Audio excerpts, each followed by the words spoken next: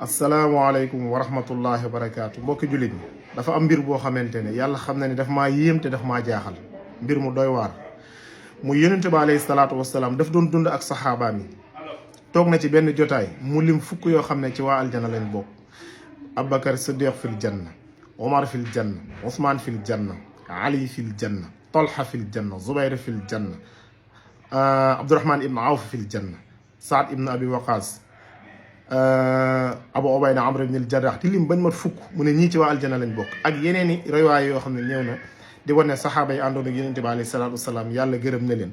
ak li ñëw ci alquranul karim di wane na saxaaba yi àndoon ak yonente bi alayhi salaatu wasalaam yàlla gërëm na leen aljana lañ jëm.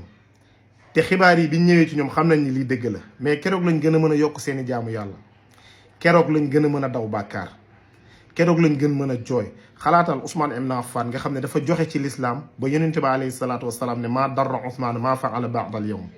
Ousmane lu mu defati dootu ko lor ginnaaw tey jii nii. allahu akbar. te Ousmane ibn Affan bu masaana romb ay armel dafay jooy ba nit ñi yërëm. kuñ ko laajee Ousmane lan ngay jooy mu ne alqabru awwalu manzila min manazil al axira. mu ne bàmmeel mooy kër gi njëkk ci këru àllaaxira yi. di tiit bàmmeel Ousmane ibn Affan te yonente ba alayhi salaatu wasalaam ne ko yow ci waa aljana nga bokk. muy tiit ci bàmmeel di ko xalaat di jooy. keroog la gën a Ousmane ibn Affan da daan nag fanaanee naafile julligee ba pare tàmbali naafile jëm balaa ñuy salaatu.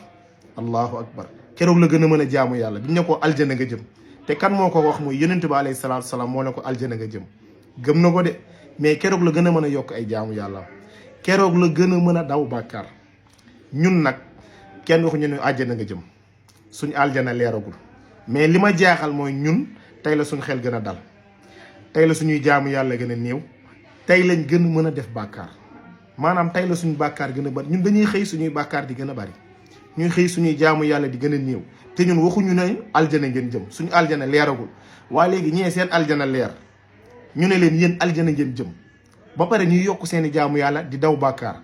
ñun waxuñu nañu yéen aljana ngeen jëm, waxaguñ ñu ko. dañuy dundee yaakaar di yaakaar yéen mën a yàlla nañu fa yàlla yóbbu. te maanaam ñun tey lañ gën mën a def bàkkaar, tey la suñuy jaamu yàlla gën a néew. loolu nag damaa bëgg ngeen xibaar ma, leeralal ma loolu lan moo koy def ci doomu aadama, loolu lan moo koy def ci nit, loolu lan moo ko waral. damaa bëggoon ñu xibaar ma loolu, leeralal ma lan moo waral loolu noonu. xel mu dal boobu nga xamante ne ñun am nañ ko lan moo ko waral.